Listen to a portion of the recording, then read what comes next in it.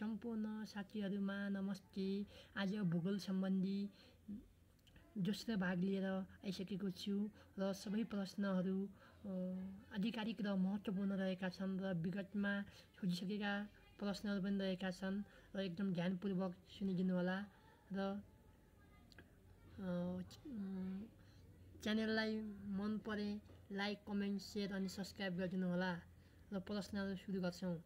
भाग 2 को नेपालको पूर्व पश्चिमको लम्बाइ औसतमा 885 किलोमिटर रहेको छ। त्यसैगरी नेपालको औसत चौडाइ भनेपछि 193 किलोमिटर रहेको छ। त्यसैगरी नेपालको सबैभन्दा धेरै फराकिलो भनेको 241 किलोमिटर रहेको छ भने सबैभन्दा कममा चाहिँ 145 किलोमिटर रहेको छ। बढीमा 241 र कममा 145 किलोमिटर रहेको छ। औसतमा 885, चौडाइ भनेको 193 औसतमा हो भने यो चाहिँ समग्रमा सबैभन्दा बढी फराकिलो भएको ठाउँ भनेको 241 किलोमिटर हो भने सबैभन्दा कम भनेको 241 किलोमिटर हो। त्यसैगरी नेपाल र भारतको सिमाना बिचमा जम्मा रहेको छ 1690, जम्मा रहेको छ 1690 रहेको छ किलोमिटर रहेको छ हैन। त्यो नेपाल र चीनको सिमाना भनेको 1226 रहेको छ। कुल अन्तर्राष्ट्रिय सिमाना भनेको 1236 किलोमिटर रहेको छ। नेपाल विश्वमा नेपालको क्षेत्रफलको तुलना भनेको छ विश्वमा नेपालको हिस्सा भनेको 0.03% हो भने एसियाको क्वेसनले के भन्छ विश्वमा भनेपछि 0.03 अनि एसियाको भनेपछि 0.3% र दक्षिण एसियाको भनेपछि 2.82 भन्छ अथवा 3 पनि भन्छ यसलाई भनेर गर्छ भनेर यसरी व्याख्या गरेको छ। विश्वको भनेपछि 0.03%, एसियाको भनेपछि 0.3% र दक्षिण एसियाको 0.82 रहेको छ। त्यसैगरी नेपालको स्थान हो विश्वमा नेपालको स्थान भनेको छ जसमा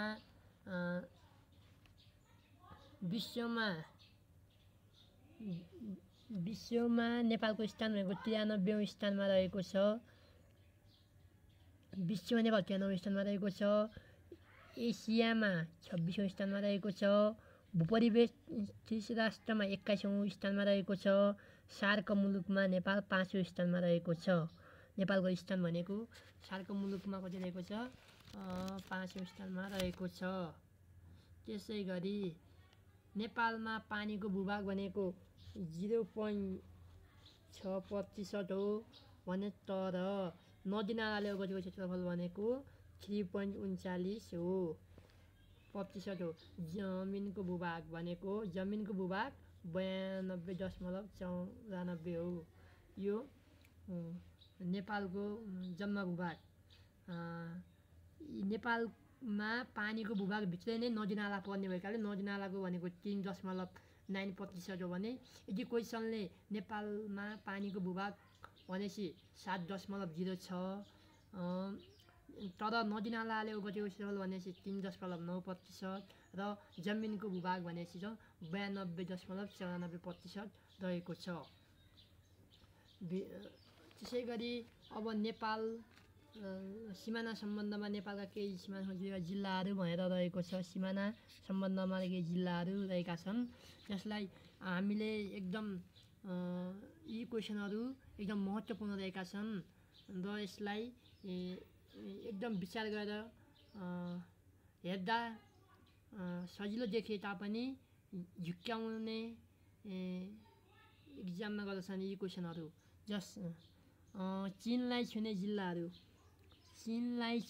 जिल्लाहरू भनेपछि 15वटा भनौँ है। चीनलाई छुने जिल्ला 15वटा अनि चीनलाई छुने भनेपछि 15वटा है।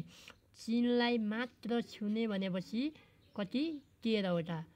चीनलाई छुने 15वटा, चीनलाई मात्र छुने कति 13वटा। भारतलाई मात्र छुने भनेपछि भारतलाई मात्र छुने भनेपछि 25वटा है। भारतलाई मात्र छुने भने 25वटा। भारतलाई छुने भनेपछि 27वटा हो।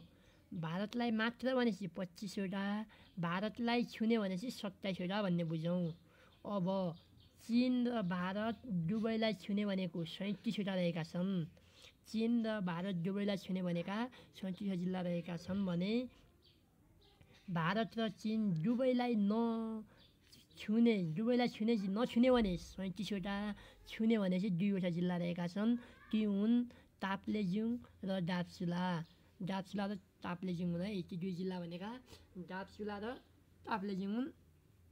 दार्चुलाको ब्यास गाउँपालिका र ताप्लेजुङको फट्टालुङ गाउँपालिका रहेका छन् अनि भनेर हामी यसै बुझ्न सक्छौँ।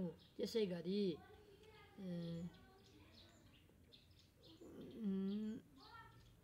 अब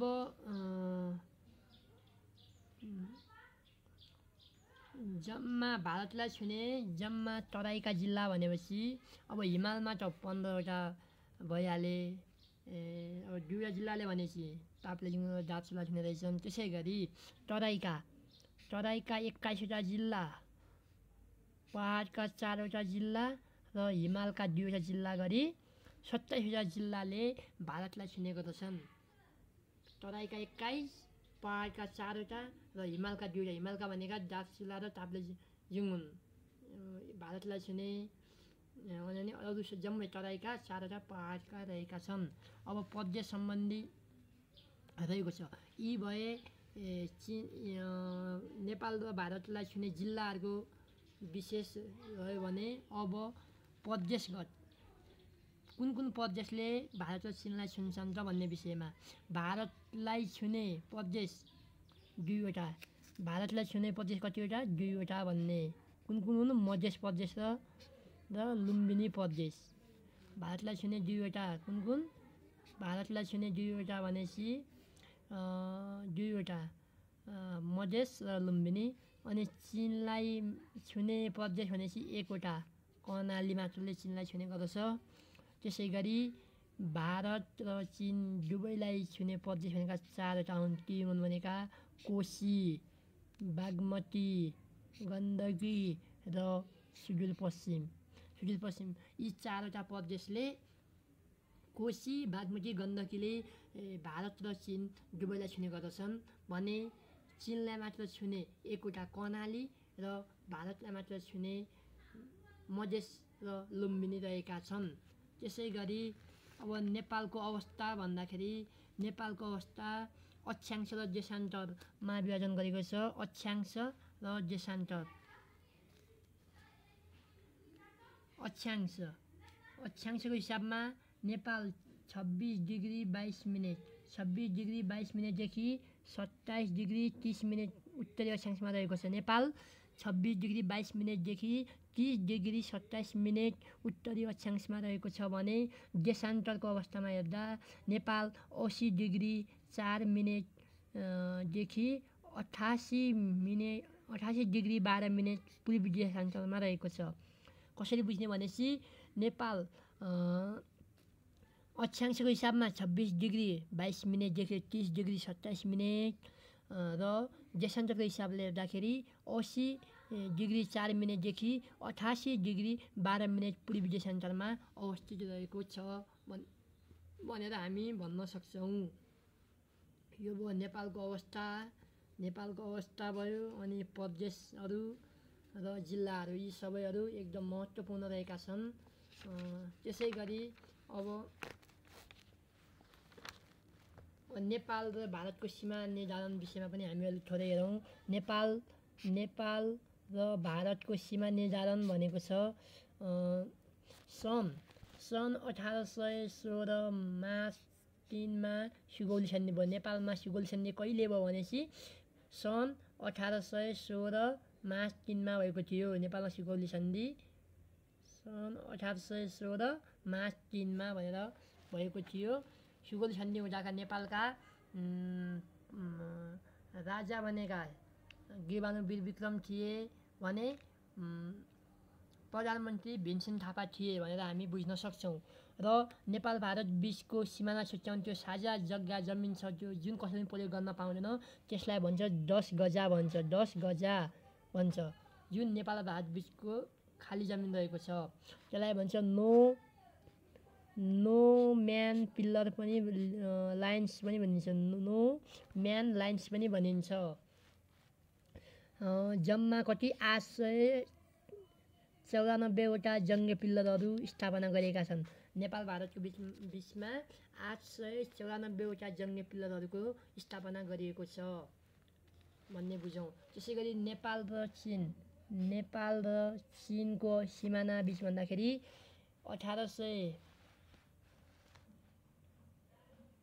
1821 अक्टोबर 5 मा राजा महेन्द्रले 1861 अक्टोबर 5 मा राजा महेन्द्रले सम्झौता गरेका थिए र नेपाल र चीनको सिमाना बीचमा राजा महेन्द्रले 1861 मा अहिले सिमाना के छ भने जस्तै इन्डियाको जङ्गे पिल्लरहरू रहेका छन् 894।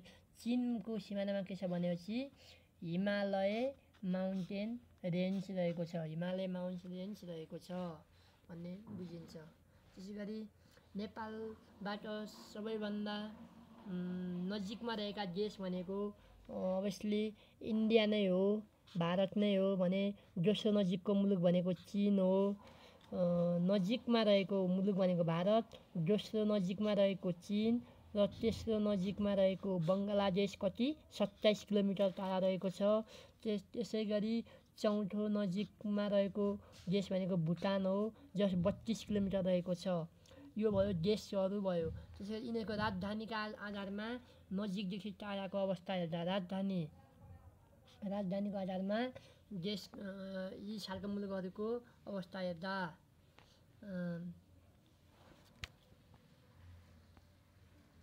अनि त्यसै गरी 400 किलोमिटर भुटानको थिम्पू सबैभन्दा नजिक। अनि 620 किलोमिटर ढाका बङ्गलादेशको ढाका। 790 किलोमिटर नयाँ दिल्ली। त्यसै गरी 1380 किलोमिटर इस्लामाबाद। त्यसै गरी 1710 किलोमिटर काबुल।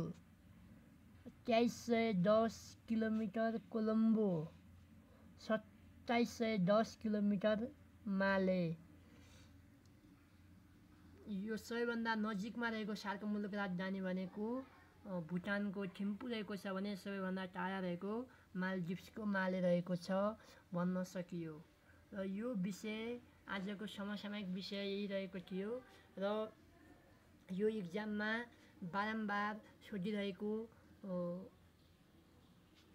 पाइन्छ जसलाई हामीले हरेक जुनसुकै परीक्षामा शिक्षक सेवा लाइसेन्स विभिन्न सङ्गठित संस्था बैङ्किङ तयारी सम्पूर्ण क्षेत्रमा महत्त्वपूर्ण रहेकाले हस्त धन्यवाद।